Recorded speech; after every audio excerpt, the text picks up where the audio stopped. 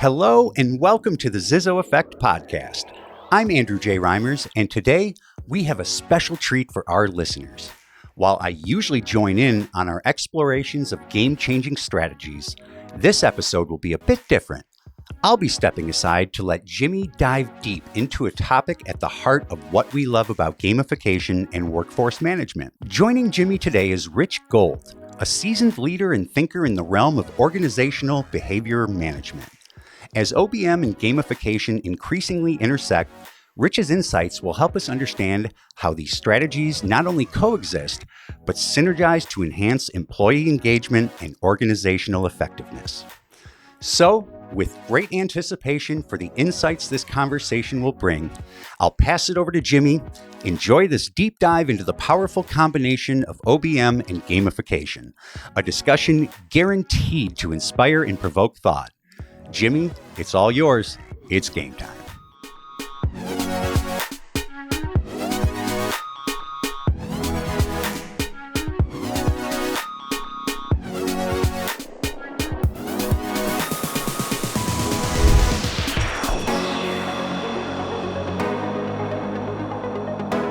Welcome to the ZIZO Effect podcast. I'm your host, Jimmy Chebat, and today we have a very special episode lined up for you.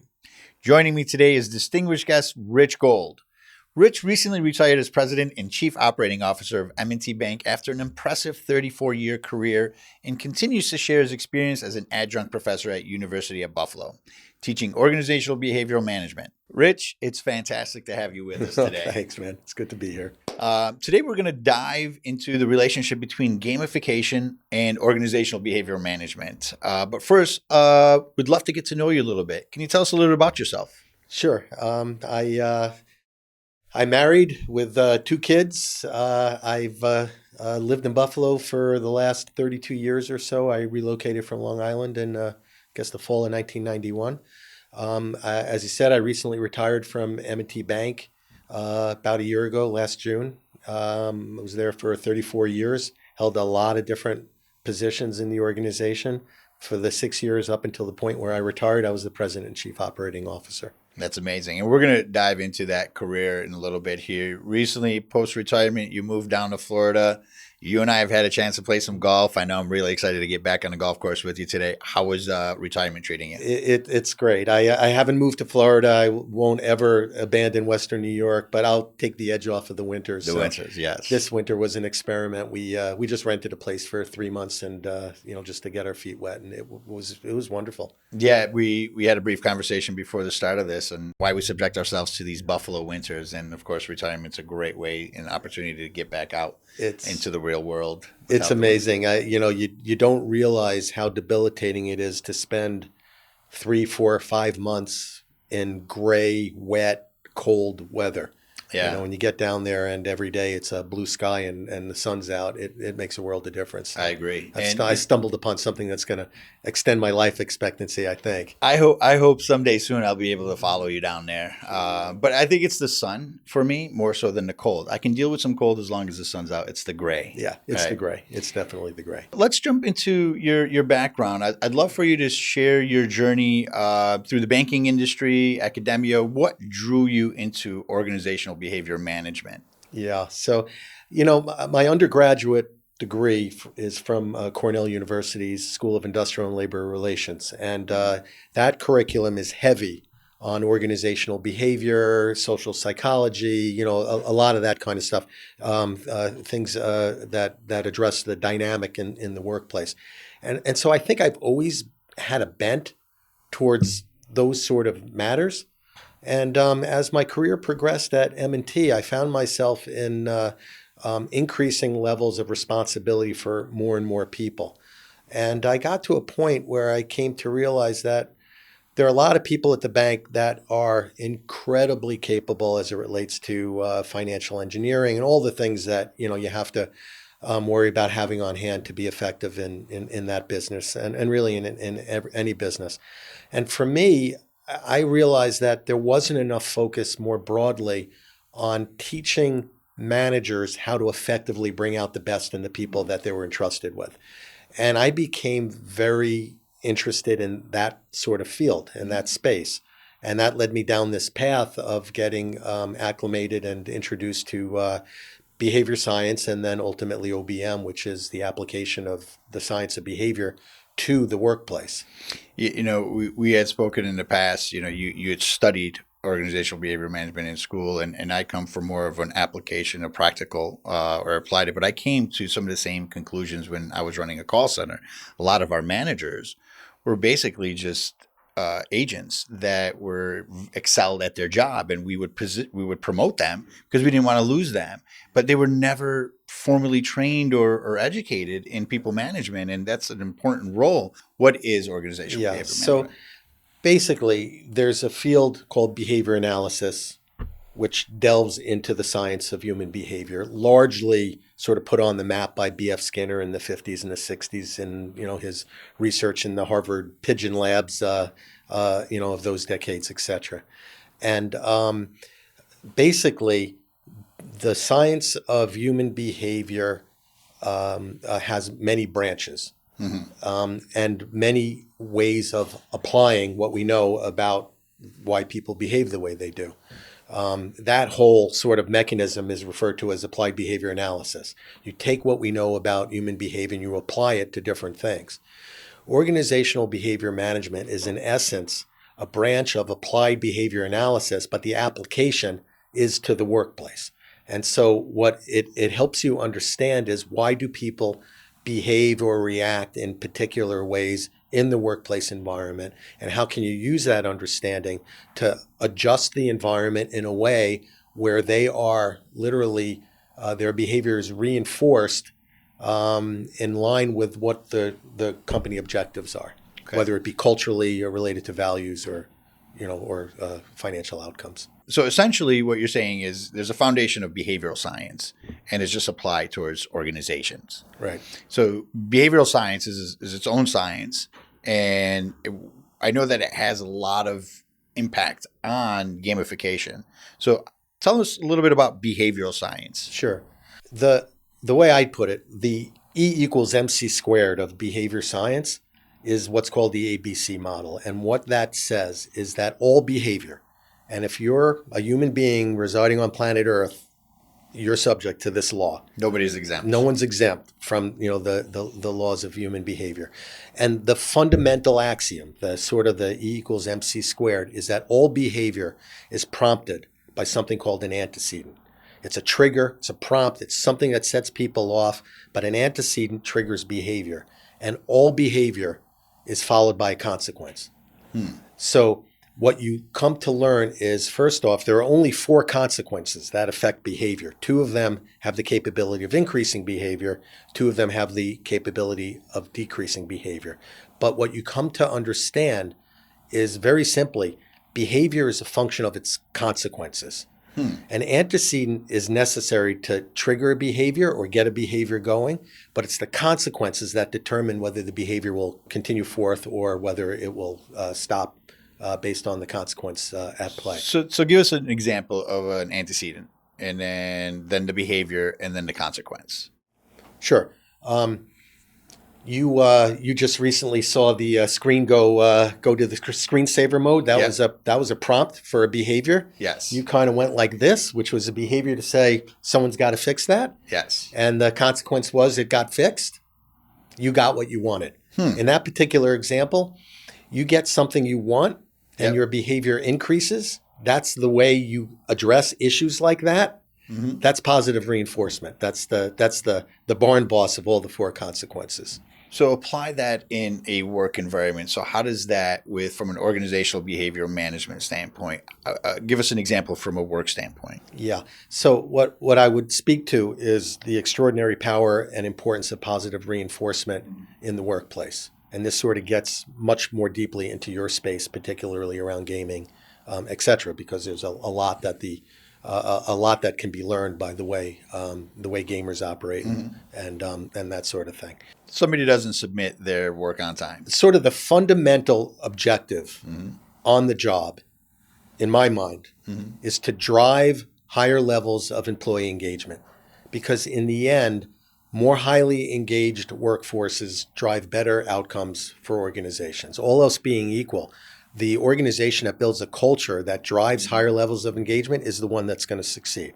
So you have to understand how to drive engagement, or said another way, which would be more consistent with the scientific parlance, is you want to unleash discretionary effort.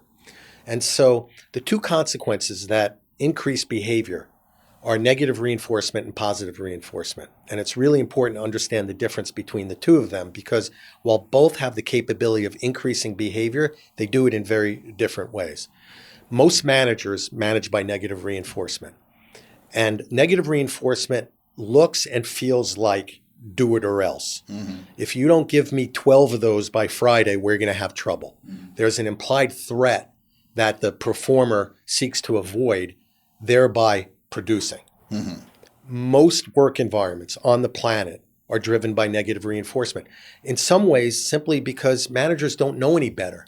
That's the way they were managed. That's the way they see it on TV. And worse, they get results when they manage by negative reinforcement. Damn it, you give me 12 by Friday, we're going to have a problem. You're going to provide 12. Yeah, that reinforces the behavior. It reinforces the behavior of negative reinforcement. Exactly. That's actually called the manager's paradox, where negative reinforcing behaviors are positively reinforcing to the person doling out the consequences. So what those managers don't realize is they're leaving an extraordinary amount of production on the table, because positive reinforcement, although similarly is a consequence that drives increases in behavior, it does it in a very different way. Where negative reinforcement is kind of the curve that is created by have to do. I'll only do enough to stay out of trouble. Yeah. He's asking me for 12. I'm only going to give him 12 or her 12. Positive reinforcement drives people to perform and do things, not because they have to do those things, but because they want to do those things. And so if you imagine a graph of the two, performance over time, negative reinforcement gets people up to a certain level and then they level off, because they're never going to give you more than what they have to, because they're not motivated to do that. Created the ceiling. Positive reinforcement is a whole different curve. It goes way higher than the negative reinforcement curve, because people are giving you what you're asking for because they want to do it, because they know good things are going to happen to them when they do it. And the delta between the negative reinforcement curve and the positive reinforcement curve would be referred to as discretionary effort. That extra effort which is available, should people decide they want to put it forth. And so all of my work certainly the last half of my career has been how to unleash that discretionary effort by teaching managers how to more effectively utilize positive reinforcement. And positive reinforcement comes in all sorts of shapes and colors. There's social reinforcement, which is as long as the boss maintains their credibility, and I talk about that a lot, the boss has to always do what he or she says he or she is going to do. That's the essence of trust. Yep. Always doing what you say you're going to do. The boss remains credible. A pat on the back, a high five, an expression of appreciation by the boss matters. Yeah. Lots of people think it's all about the money. It's not about the money. Recognition. It's about the recognition and reward. And the more immediate that reward is received when the person is performing, the more potent it is. Nick pick, is that what it is? It's positive, immediate, and certain consequences, and negative, immediate and certain consequences are way more potent than anything that's future and uncertain. And that kind of frames out why a paycheck is positive and it's certain, but it's future. Yeah.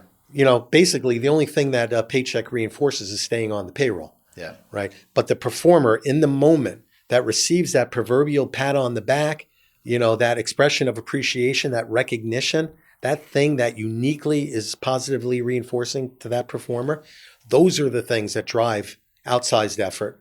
Those are the things that get people onto that want-to-do curve.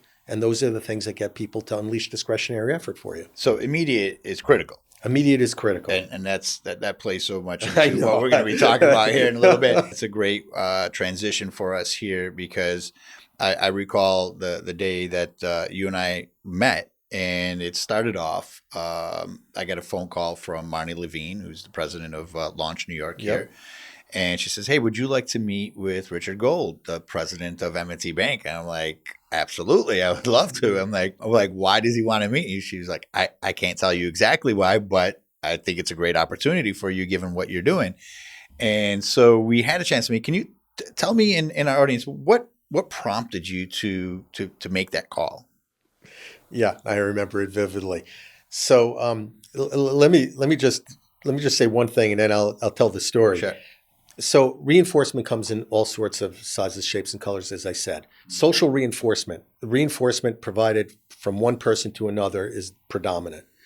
Tangible reinforcement involves me giving you a gift or something, a material in nature that has the effect of positively reinforcing a certain behavior. Oftentimes, taking those two together, social and tangible reinforcement, makes for a great 1-2 punch to try to drive people to perform at higher levels or the highest levels they're capable. The most powerful reinforcement that there is what's called natural reinforcement. Natural reinforcement comes from the effort of doing the work itself. And to me, this is the essence of gamification. Gamification is building reinforcement into the work to make it so positively reinforcing that people are feverishly doing it. And that's the mission. You want to unleash discretionary effort. You want people to love every minute of what they do. Yeah. So having said that, I was minding my own business one day, and I read a little excerpt in the Buffalo News saying that Launch New York gave an equity infusion to a company called ZIZO Technologies, and it's a gamification company, and it said a couple of the magic words in that little blurb about what you're all about and what you're trying to do with gamification through your efforts.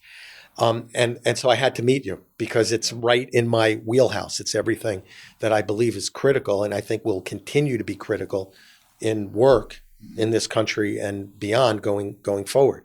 So I called Marnie to try to figure out how to track you down, and we wound up having lunch, and the rest is kind of history. Yeah, and a lot of that, the content from that meeting stuck with me for a very long time because, we've talked before, like I don't have that academic background around behavioral science and, the education. I just know the practicalness. Yeah. I know the effectiveness. I know what I'm doing, why I'm doing it, but I don't know the psychology behind it. And you provided, some of that basis for me during that conversation. And I remember, it was like two of us geeking out. And riffing off of one another, and that helped build this relationship that you and I have because we can continue talking about it all the time. What were your main takeaways from that meeting once you started to understand, kind of what we're doing here at ZIZO and the relationship between that and what you're doing at M&T? What were some of your big takeaways? Yeah, well, it reaffirmed a couple of things. I'm very fortunate in my travels at M&T to come across one person in particular, who we've talked about, Dr. Aubrey C. Daniels, who is widely believed in the field of clinical psychology and behavior science, the father of organizational behavior management. And through that really chance introduction back in probably 2001, I went on this road of seeking to understand the science of human behavior. Why is it that people behave the way they do? And I've had a long run of research and understanding and self-teaching, the science. And what I found along the journey is it's really helpful to have that foundation because now you can put labels and tags and terminology behind what we see every day. Because everywhere we go, we see behavior. We're surrounded by it. Behavior is just simply the things that people say and do, and understanding how to work that into an equation to try to get more of the behavior you want and less of the behavior you don't want is an incredibly critical thing for anyone on this planet in order to effectively operate. Can I ask a quick question? Sure. Is that a form of manipulation? Have you heard that term? When you understand behavior and understand how to kind of move people into the direction that you want them to, would you consider that manipulation or is that more influence? Yeah, it might be influence, but I will tell you, I mean, B.F. Skinner had a rough time of it in, the late 50s, 60s, 70s. The man was brilliant. But in those days, as behavior science was becoming organized as a true science, people were really worried and concerned about the so-called coercive nature of it. You're secretly operating. It's operant conditioning is what it is. So people would believe that you were secretly operating on someone to manipulate them into doing what you want them to do. I suppose it could be that way if you're doing it in secret. Yeah, or maliciously. For some untoward purpose. But once you understand the power of positive reinforcement to give people what they want and in return drive them to do more of what's needed across a whole spectrum of things, it's an open system. Yeah. It's not like I'm secretly working on you. At M&T, for example, we worked really hard to make sure that everyone in the company understood the core foundation of why people behave the way they do, because everyone can benefit by understanding it. And so, that's the distinction. We have a saying here that, part of our objective is to align the organization with its employees and align the goals of both. And we leverage the organizational goals to build our reward distribution matrix for the employees. And, by doing that and using the game mechanics that we do, right, you're engaging them more, you're giving them a sense of purpose. And what's happening is they're more engaged in the work that they're doing. They're driven by the work that they're doing. They're staying longer. They're producing more. And all of a sudden, they're both aligned. And so, I mean, exactly what you just said is what we say in different ways. Yeah. And I remember the statement you said. It's like, Jimmy, we do the same things, but we take different roads. We get to the same end, right? So gamification, organizational behavior management are related, but we just haven't kind of connected those dots. And I want to come back to gamification, but first, I want to talk about your experience with M&T Bank and when what first led you to say, I need to start incorporating what I learned both in college and continue to learn ongoing to implement this at M&T. Sure. The way you set up work here and what your business sets out to do is perfect because you can't coerce people if they're not forced to stay with you. So you set up a corporate objective and you build the mechanisms against the activities and behaviors that you need to see from your people in order to achieve those objectives.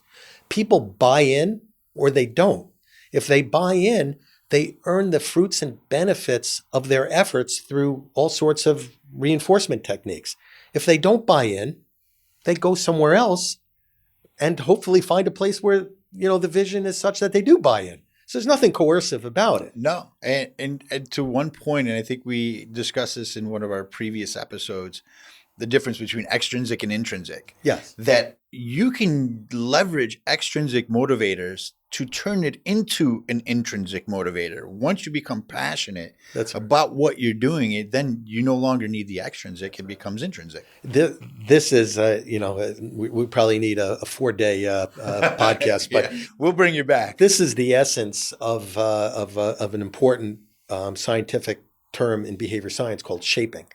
At first, you have to socially reinforce or tangibly reinforce behaviors to get people up a learning curve to a point where they master what they're being asked to do, and it becomes naturally reinforcing. There's that word again. Mm-hmm. And when the work carries that much reinforcement, it doesn't take a lot to shape them up the curve to get them to that point. And then from that point, they're working feverishly because they're loving every minute of it because it's exciting. And this sort of gets back to the question you asked me about, that first meeting that we had. And what was amazing to me is that we were able to have a conversation that lasted, well longer than the lunch that we scheduled about this stuff coming from two different angles. And we parted ways exchanging books. I shared with you Bringing Out the Best in People, which is all about the astonishing power of positive reinforcement, written by Dr. Daniels. You shared with me Reality is Broken, written by Jane McGonigal, all about gamers and gaming and the construct. And it was extraordinary because I read that book and I saw so much about what I know to be true from behavior science without the author ever really citing the science. Yes. Because she was coming at it from everything that she knew from a career in gaming to get people to feverishly perform. And she was asking the questions that are very rightfully asked about how do we take the ability of games to drive people and their performance through the roof What if we applied that to the real world problems and get our brightest minds in this country feverishly working to solve those problems? So it's not that people who spend 40 hours a week gaming, that's not what's broken. Her point is what's broken is that the rest of society doesn't carry enough positive reinforcement to draw that capability, that feverish dedication to a task into matters that matter more than playing a game. I love it. Gamification that's what it is. It's taking everything we know about getting people to feverishly respond with great enthusiasm to a task at hand. And that's what drew me to you. That's what I took away from our meeting, and that's what made me so excited about, our ongoing relationship. Yeah, that our paths, crossing, I think was very meaningful for me in my journey. And it's the tail end of your career, but I know that you're still teaching, you're still doing things to help spread the word. And I'd love, and we're going to get into the intersection, later in this episode, between the two and what we think the future is. But going back, to your experience at M&T, what first led you to, wanting to implement OBM? Yeah, so it's a good story. At one point, and I give M&T so much credit, and the culture to this day is stronger because of the journey we were on. Back in 2001, the company did its very first employee engagement survey. And one of the findings from that survey was that nobody in the company thought we did a good job of people performance management. If you were a high performer, you resented the fact that there was no differentiation in the way you were being recognized versus your peers.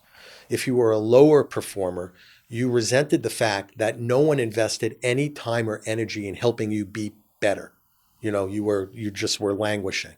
And so whether you were a high performer or a low performer, you were thinking, this place doesn't get it. We are not effectively managing performance. And I was asked, along with 6 of my colleagues at the time, to lead an initiative to try to, quote unquote, fix the performance management problem at the bank.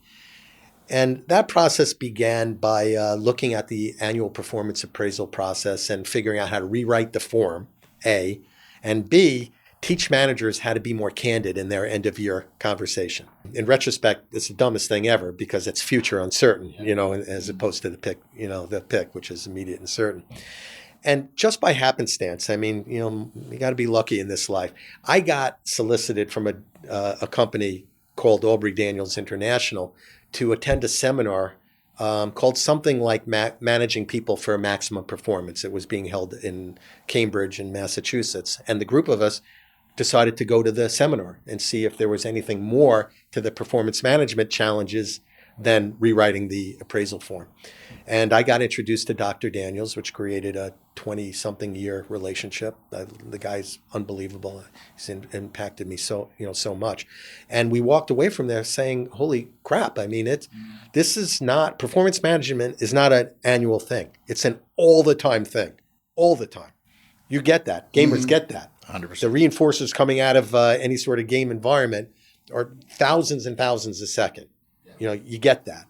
And so that changed my whole trajectory. And we got to a point where we began to introduce the principles of OBM, people performance management. We call it precision leadership at the bank, across the bank. And because there weren't consequences in place across the bank for people to take it on, some people were self-motivated and took it on, and some people sort of didn't. And over time, what you saw in the bank is, generally speaking, the areas that embraced precision leadership excelled. They tended to attract the better managers, the better performers. The culture was stronger. It was palpable that it was stronger in those areas. And then other areas in the bank, not so much. Some of those areas began to ask questions about, how do they do it? Why is it going so well over there?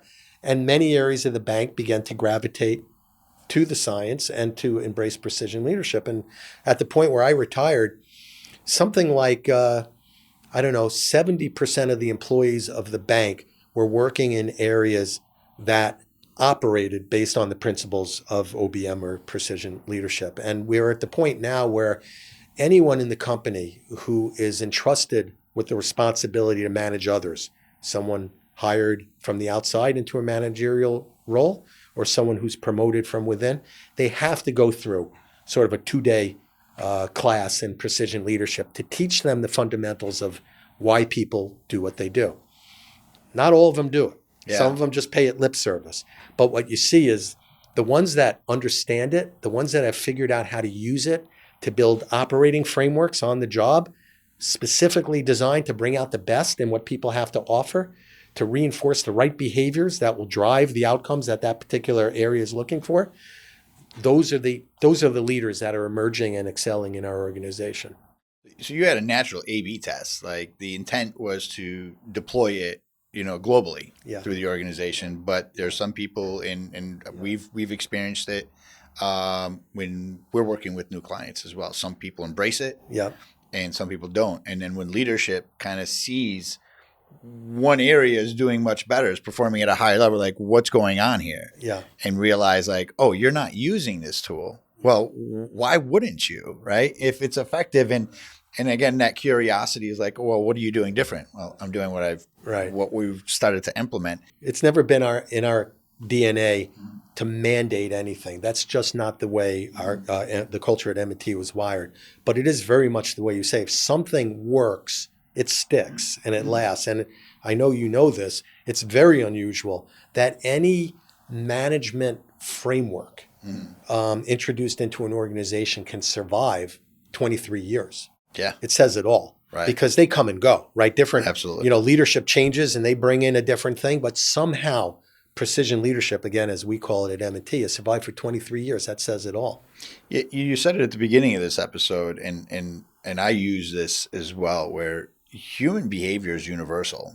Nobody's exempt. Right? And that's kind of what keeps this working so long, is that unless human behavior changes, right, this is always going to work. The key is it takes work. Yes. Right? Because you're changing behavior. When you introduce a framework for operating that's steeped in behaviors that focus on positive reinforcement, and you're introducing that framework into an organization, again, it's most every organization on the planet that has largely operated on the principles of negative reinforcement, you're changing behavior. Yeah. Changing behavior is hard because you've got to remove the reinforcement for the old behavior and introduce positive reinforcement for the new behavior. And you got to stay with it as you, again, shape people up that curve to the point where they're fluent at what you're asking them to do. Now, speaking of changing behavior, we've experienced quite a bit of change over the last decade and probably more so over the last 4 years, once COVID hit and the pandemic. Your experience over, let's just take the past 5 years. I personally have seen a shift considerably over, the past probably 7-8 years. And there's a lot of change in the world, a new generational workforce, rising wages, the gig economy, the pandemic, which drove work from home. Mm-hmm. What is your take about the outside influence in shaping behavior and between all of the things that I just talked about, whether it's the new generation raised on technology or rising wages? How does that impact behavior? And how has it impacted M&T's culture? Yeah. I mean, I can speak probably more broadly than just even M&T. Mm-hmm. I'll tell you, I mean, in the last 5 years, the pandemic has had an enormous effect that it's going to be a long time before something else comes along that sort of changes the momentum that was created by that whole experience. Remote work. Let me back up a second. Generations have their own thing. Every generation does. And this generation that is coming of age now, they have their own sets of reinforcers. Mm-hmm. That's okay, right? Yeah. To your point, no one is exempt from the laws of behavior. And so the challenge of leaders is to understand what's uniquely reinforcing to really individuals, but sometimes flocks of or groups of individuals, and what's uniquely reinforcing to them. What's reinforcing to people today is so radically different in many ways to what was reinforcing to me when I was a kid. It's just I was all about you work hard and good things will happen. And you feel a sense of personal accountability and you wear that on your sleeve and good things happen. Today, more people are looking for balance. They were, incredibly affected by the pandemic, maybe very personally in terms of, losing people they care about or just the shock of the whole thing to the system and the sense of vulnerability that might have created. The reinforcers have changed. Hard work for a lot of people doesn't measure up anymore. Balance is what's important. So there are two challenges, I think, in particular, that have emerged over the last 5 years. One is no different, which is understanding reinforcers and creating frameworks that seize the opportunity to reinforce the right behaviors necessary to make progress. That's always been the case. It's unique now, but it was unique when I was a kid too, and whatever. You got to figure that out. The other thing is remote work, and it gets back to everything sort of we've been tapping at. My thing at M&T and my commitment to OBM and my reasons for teaching it for the last 11 years at UB and in the MBA program is because people, for instance, people coming out of MBA programs, they know a lot of technical stuff. They understand accounting or finance or marketing or, human resources from a managerial perspective, but they don't have a lick of meaningful training on how to bring out the best in the people that they are ultimately going to be responsible for sometime in their career. People need to understand that when you're placed in that position, everything changes. You alluded to it. Most managers today were tapped on the shoulder because they were fantastic individual contributors. And someone said, congratulations, you're a great videographer, and now you're going to manage a group of videographers. And on that day, the person's role has changed immeasurably, but they never get a lick of training in terms of what to do about it. So it's hard enough for managers that don't receive that training to bring out the best in the people they're entrusted with when the people they're responsible for are right in front of them. You introduce remote work and the notion that people are working all over the place. There's no sense of cohesiveness. The manager's responsibility is impossible without any sort of training in terms of why people behave the way they do.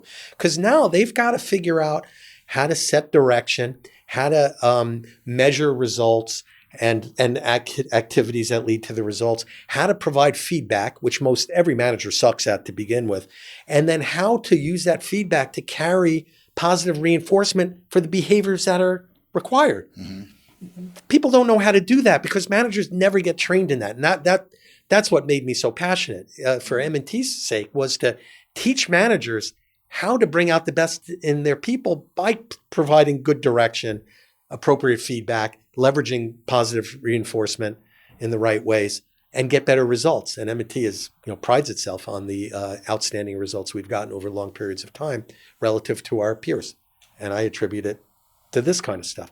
So now here we are in this remote world.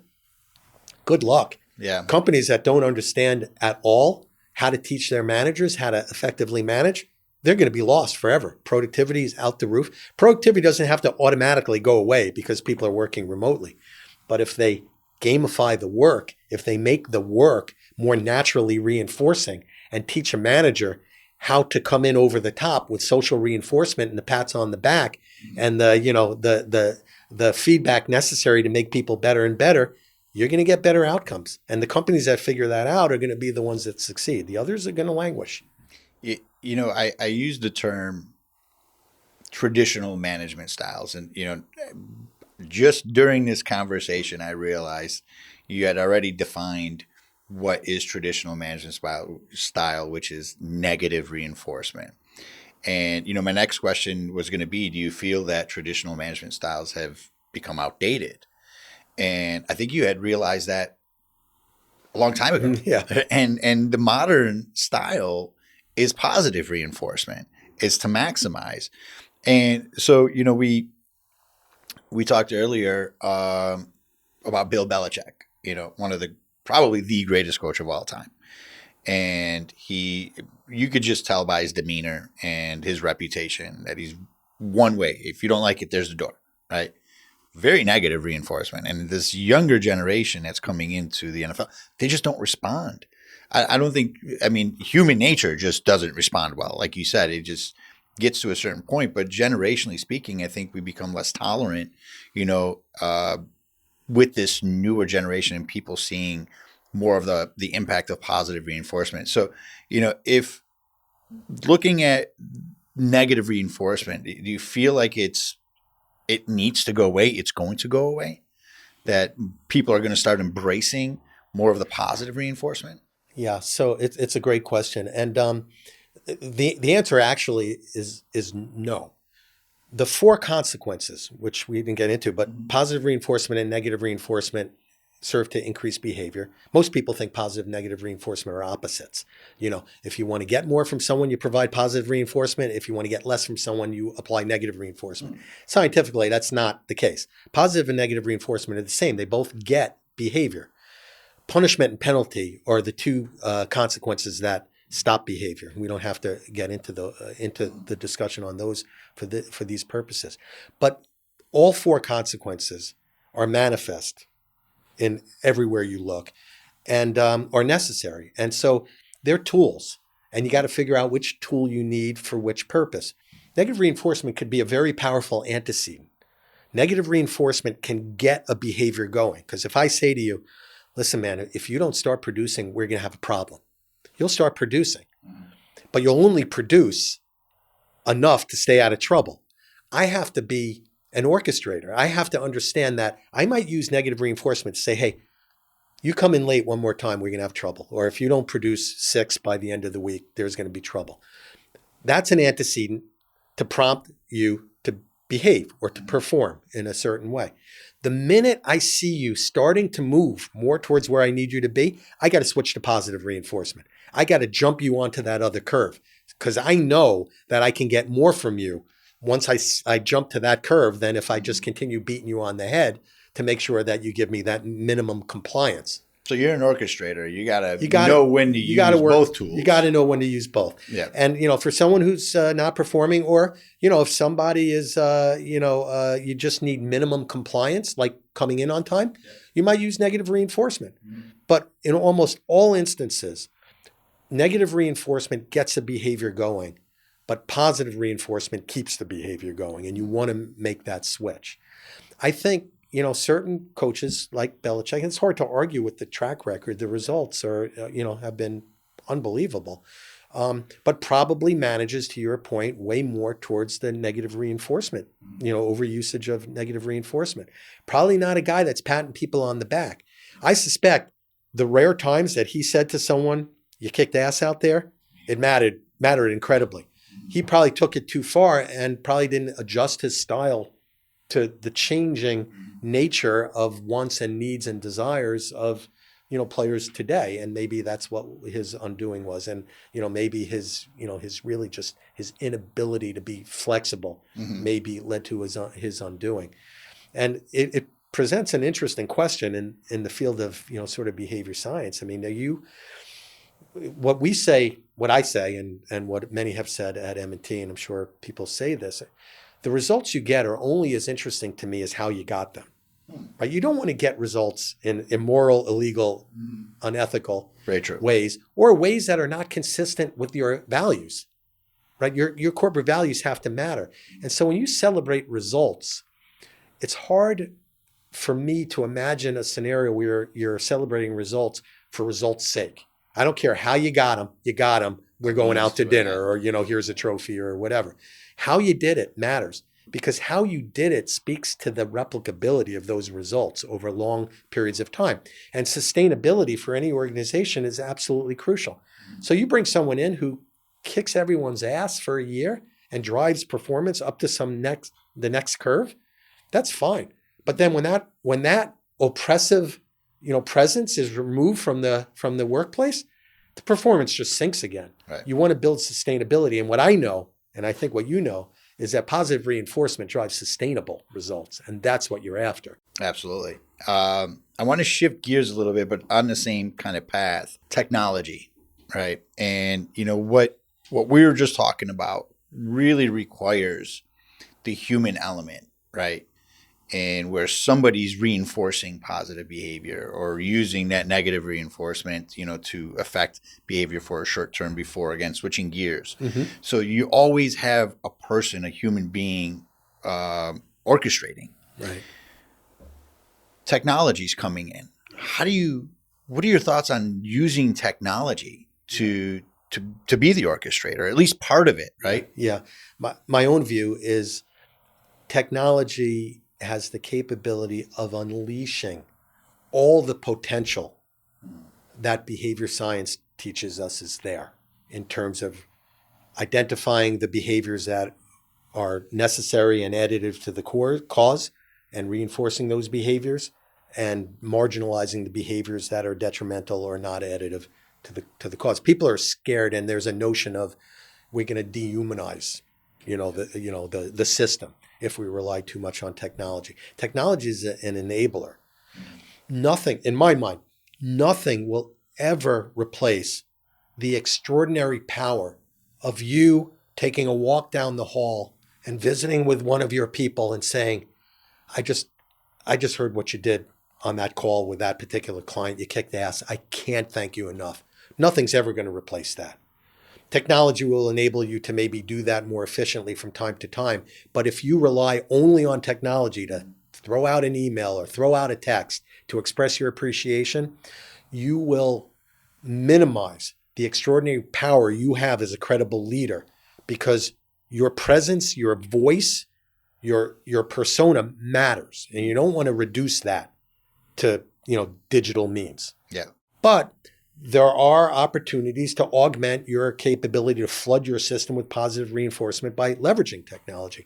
And in your business is where it's a grand slam home run, because you can create a level of natural reinforcement in the work that is necessary for the cause that is you're not able to do it without technology. No. And so you embracing technology, in essence, gamifying the work, making it as reinforcing and addictive as we know video games can be, is going to unleash a level of discretionary effort that most organizations have only ever dreamed of. And the ones that understand it, and next time some organization is doing a systems upgrade or whatever, the first question they should ask is, how do we gamify the work through this effort?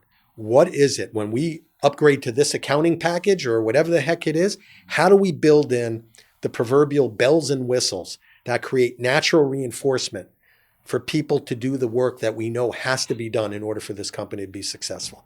That's the question they should be asking every time there's an opportunity to embrace new or upgraded technology or what have you. Technology is going to unleash this. And what's going to happen is, I believe it's going to create haves and have-nots. The haves are the ones that have figured out, if we're going to bring out the best that our people have to offer, then we need to reinforce behavior, and we need to explore every way to do that. And technology is my best friend.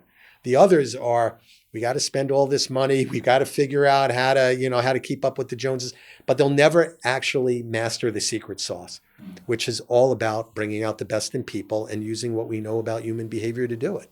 I've been saying that to every one of our prospects every time, but I have a belief that technology buys you time. Exactly what you just said. It allows you to replicate and unleash, right? Maximize what your intent is across the entire workforce, as opposed to one or two or three people. Because as an executive, we're tasked with we wear so many different hats, right? And, we can't be responsible for going to every single individual and recognizing them. And especially when you talk about immediately, right? So, using technology to do that, it isn't a replacement, but it's definitely a way to scale that behavior. I want to touch real briefly on AI. I don't want to go too deep, because I know that this could be an entire episode in itself. And there's a large belief system that AI is dangerous. There's it could be replacing humans. And what are your thoughts on AI and replacing a big chunk of the workforce? Yeah. Well, I'm glad I'm retiring, because there's going to be a sea change in the world, and AI is going to bring it on. And it's in the end, and AI is gonna, is gonna drive that sea change, like other sea changes that have happened over the generations before it. In the end, when you keep peeling back the layers of discussion, for me, it's a tool, just like the chisel when it was invented. I mean, it is a tool. It's a really powerful one, and used effectively, it's going to do great things. Used poorly, it's going to create great trouble. Just like any tool, a gun, you pick it. But I do believe that in the workplace, it will change the nature of many areas of work.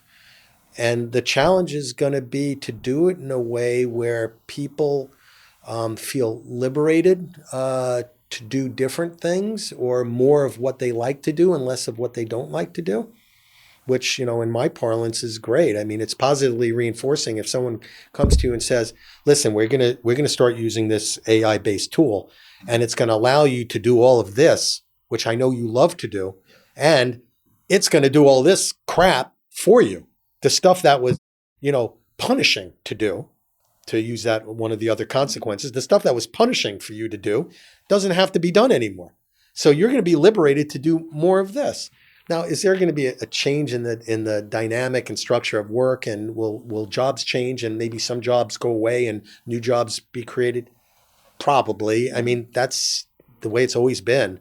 So, and there's no reason to believe that we're on some acceleration curve, that there's going to be, gajillions of people out of work, and robots are going to be doing all the work. I don't scary. know. It's scary, and maybe that's in the cards someday. But if we're easing into the pool from the shallow end, we're less likely to drown. We'll figure out that transition. And again, to our earlier conversation, the companies that get it will use it as a vehicle for positive reinforcement. They'll engage the workforce. Tell me, what are the things that you do that really add to the cause? And what are the things you do that you think are just, meaningless or menial, to say the least? Let's figure out how to use AI to allow you to amplify this stuff and do less of that stuff. That is a recipe for creating more natural reinforcement in the work. It's, sort of another way of gamifying the work, making it more naturally reinforcing. I think you have it right there, which the people who figure it out, who leverage technology for the positive and maximize positive reinforcement to continue to keep the workforce working, right? Because, I don't think any society can afford to have an idle human population. It's never done anything positive. I want to circle back here to gamification, and you've been kind of sprinkling it throughout the conversation here about your beliefs in what gamification is. But for our audience, if you can kind of tie it up and wrap it up, like what is gamification from your perspective? Sure. So positive reinforcement is the tool for unleashing discretionary effort. It is the vehicle by which an organization can create outsized production, accomplish whatever outcomes they're looking for. The most powerful kind of positive reinforcement known to the science is natural reinforcement. The reinforcement that comes from doing the work, doing the tasks that are required of you. Gamification is, in my mind, how I define gamification, is injecting more natural reinforcement into work that needs to be done, making that work more fun. And what in gamification takes everything we know about video games and the incredible, lure of them, because there are, I think by some counts, 10,000 reinforcers a second in some video games. It's crazy. It's absolutely crazy. Figure out why really capable people are spending 40 hours a week doing that, and take just a piece of it and inject it into the work to make the work a little bit more like that. And you'll get people producing at high rates and creating great levels of output because it's fun.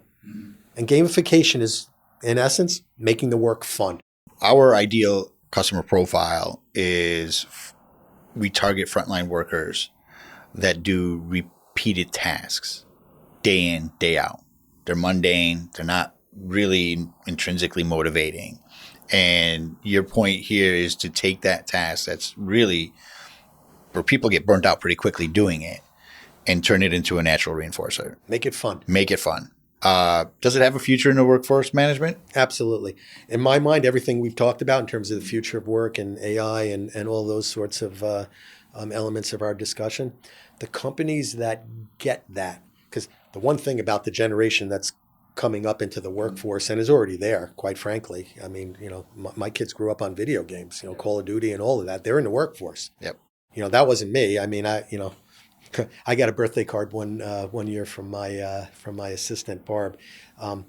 You might know this. These guys probably would never remember the wooden paddle with the rubber band and the ball. Yeah, the paddle ball. It's a kid holding the paddle, and the rubber band is extended, and the ball's on the ground. And the caption says, "Is this all it does?" Right? You've got to recognize that people in the workplace have a comparative. Sure. Like, I know what fun looks like. Yeah. I'm addicted to Pokemon Go. My behavior gravitates to that. When I'm not feeling reinforced by what's going on in whatever condition I'm in, I sort of fire that up and I'm doing this on the side. Yeah. I know what's reinforcing to me. And kids know that came up on video gaming. They know what reinforcement feels like because they lived it. And so if you don't put it here, you're not going to get everything you could get. And it's not, to your earlier question, it's not coercive. Make the frickin' work fun. People will do it. If you don't make it fun, they're not going to do it. And you're going to either performance manage them out and spend more money hiring another one and then you get into this churn, or they're going to quit and go somewhere where the work is more rewarding. And that gamification is a key part and will be going forward. The companies that get it will make the work more fun. Now, that doesn't exempt leaders and influencers in an organization to make sure they're doling out social reinforcement and flooding the system with social reinforcement. The more reinforcement, the better. But if the work itself is naturally reinforcing, you said it earlier, you can't get to every one of your people all the time. You've got to intermittently reinforce behavior when you see it. So you could use some help. So you need to build a system where peers are reinforcing each other. Nice game. God, you hit that level. That's great. You're creating that. You're creating social reinforcement because of the natural reinforcement in the work itself. So you think about an environment where the work is naturally reinforcing. Everyone knows what success looks like. And you create the system where they're positively reinforcing each other. And you show up and you make the rounds and you dole out reinforcement from the boss. You've got a system where people are willing to walk through walls for you. And that's what it's about. It's unleashing discretionary effort, getting people to walk through walls. I wanted to share a feature that ties into exactly what you're just talking about here. Again, we haven't released it yet. We're working on it, but we have this peer-to-peer recognition where, we have a news feed that informs everybody about the different events and successes that their peers have had. Rich has just broke his own personal best. That's on the news feed. Jimmy just won this contest.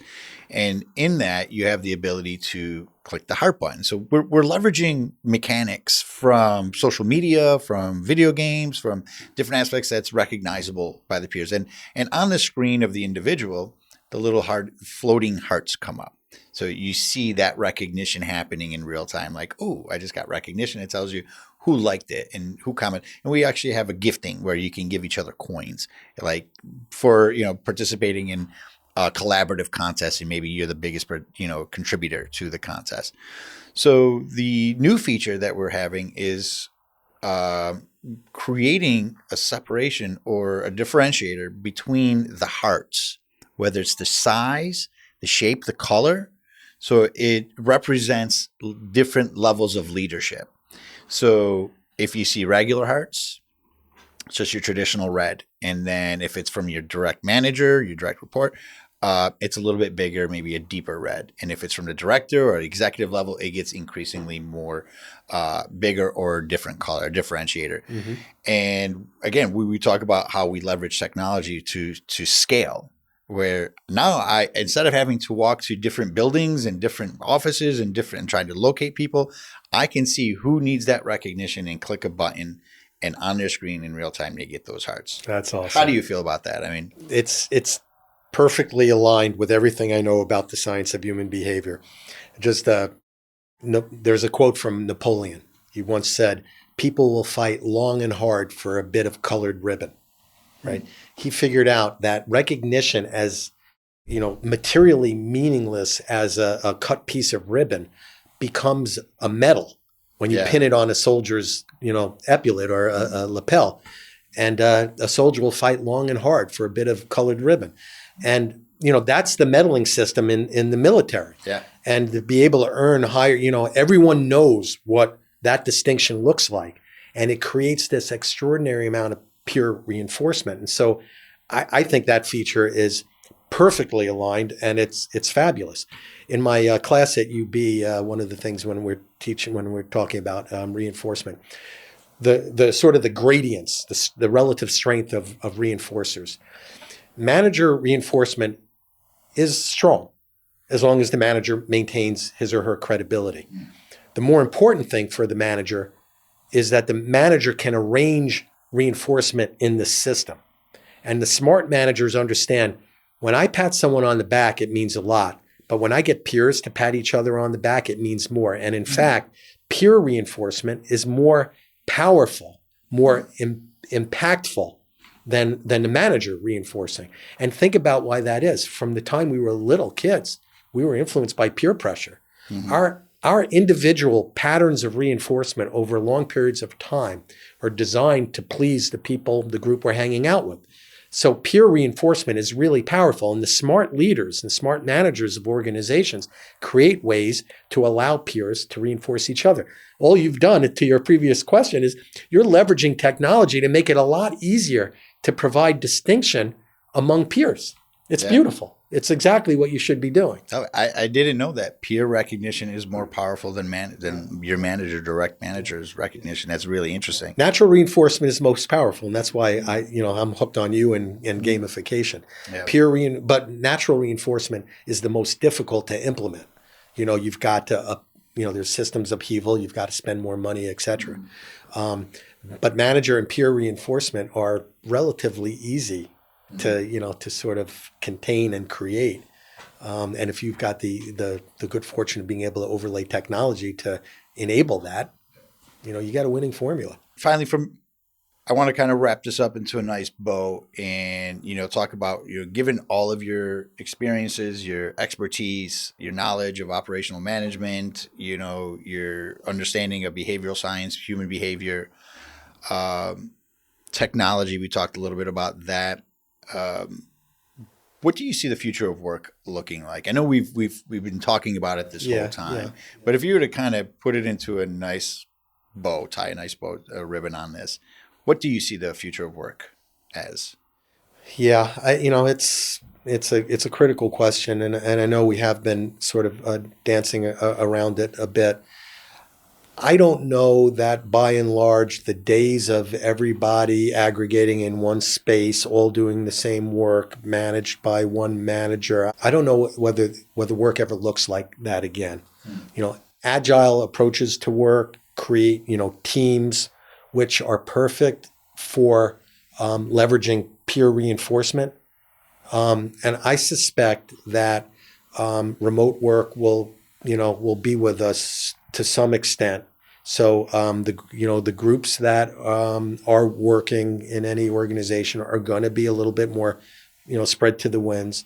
I think there's going to be a lot more reliance on technology to keep everyone connected. And so for me, the future of work is I think you asked the question about sort of managerial hierarchy, is it outdated and all of that, and and it damn well might be or is getting there. And managers are going to have to learn how to create systems that reinforce the right behaviors and punish the wrong behaviors, so that the system is operating effectively. And in that regard, the manager is just playing a role. They're not, in essence, superior. Like, I hate the notion of superior subordinate, which people talk about in traditional managerial terms. The manager's got to be more of a coach and an enabler. And they got to see their role as that. And so they've got to, the role of the manager is going to be to enable the team to succeed. And the role of the manager, therefore, has got to be, how do I make sure we got the right behaviors going, and how do I reinforce the crap out of those and allow the system to self-perpetuate? I think it's going to be a lot more of that than, managing time schedules and people are late and, I'm the boss and what I say goes, and negative reinforcement has been reinforcing to me my whole career and I'll stay at it. I think that all goes on the back shelf.